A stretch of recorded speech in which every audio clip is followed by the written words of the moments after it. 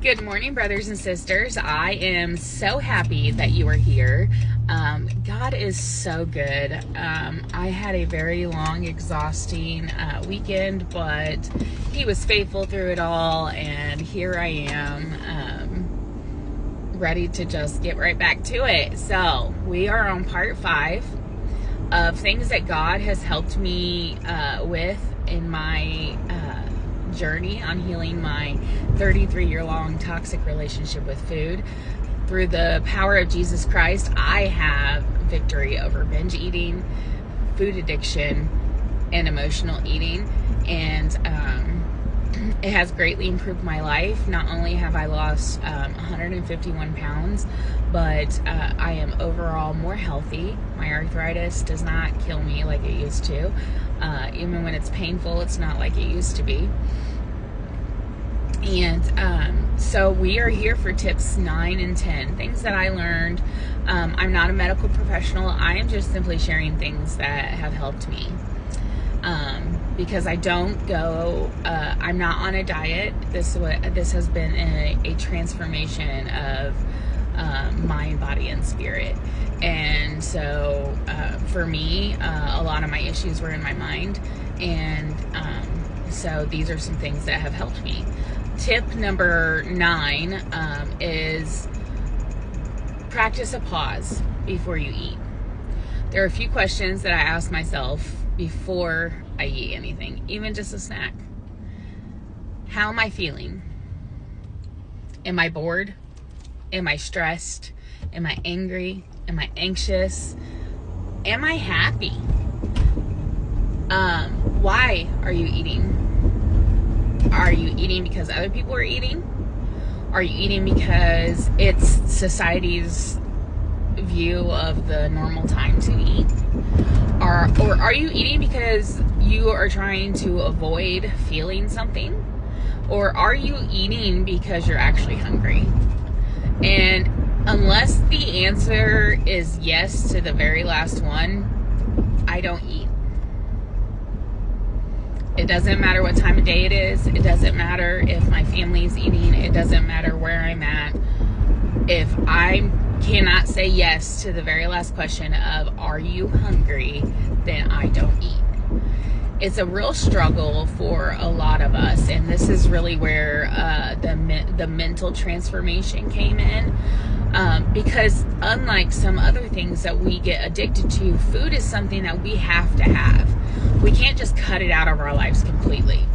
And so it's not like we can just be like, oh, well, we're just not going to eat food anymore. We're done. We're going to throw it all out. We're not going to even have it around us. We're not going to hang out with people that eat food. It's just not plausible. But it is a real addiction. And so these are some of the things that I do. I practice a pause every time. During that pause, I ask myself questions. And if my answer to any of those questions is yes, other than, are you hungry? That is when I stop and I pray. And I ask God, please take this urge away, because I know this is not a healthy decision, and I need your power and your grace to help me to say no. And believe it or not, most of the time when I think about it and then I pray about it, He is faithful to take it away, or to at least give me the strength to get through it. Tip number 10 is learn to be okay being the weirdo. So I say this because our society is so revolved around food. We mourn, with food. When we experience a loss, it's typically what's one of the first things that people do. They bring you food. We celebrate with food. How often do you go to a birthday party and there's not cake, ice cream, and some snacks, and possibly a full meal? How often do you go to a gathering at a friend's house and there not be food? How often do you go to a family reunion or a family get-together and there's not food? Our society is so built around using food to socialize. You have to learn to be okay being the one at the table not eating.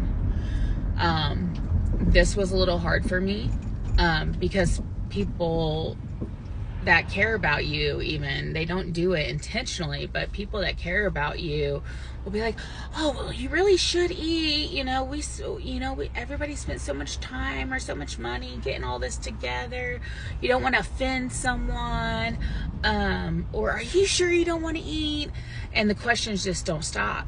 But you have to learn to be okay with that, because one thing that I love about Celebrate Recovery is our serenity prayer, because it says, God, grant me the serenity to accept the things I cannot change and the courage to change the things I can. I can't change other people and what they're saying to me. What I can change is if I allow that to affect my journey. And so tip number 9 is practice a pause. Come up with your own questions. Ask yourself, figure out, like, why do I typically eat? So maybe your questions are, am I bored? Or am I eating because I was raised to eat at this time? Or am I eating because I'm hungry? Am I eating because I'm stressed out? Like, you can have your own set of questions. Whatever you think is triggering you to turn to food, ask yourself about those triggers before you indulge in food or before you eat a meal. And number 10 is learn to be okay being weird.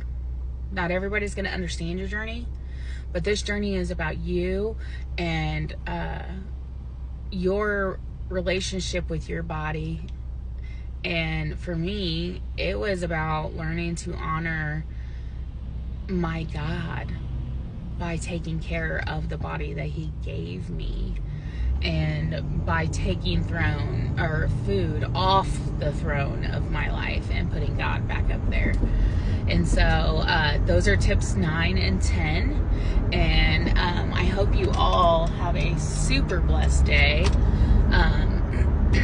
And if you need prayer along your journey, please reach out to me. I would love to pray with you and pray for you.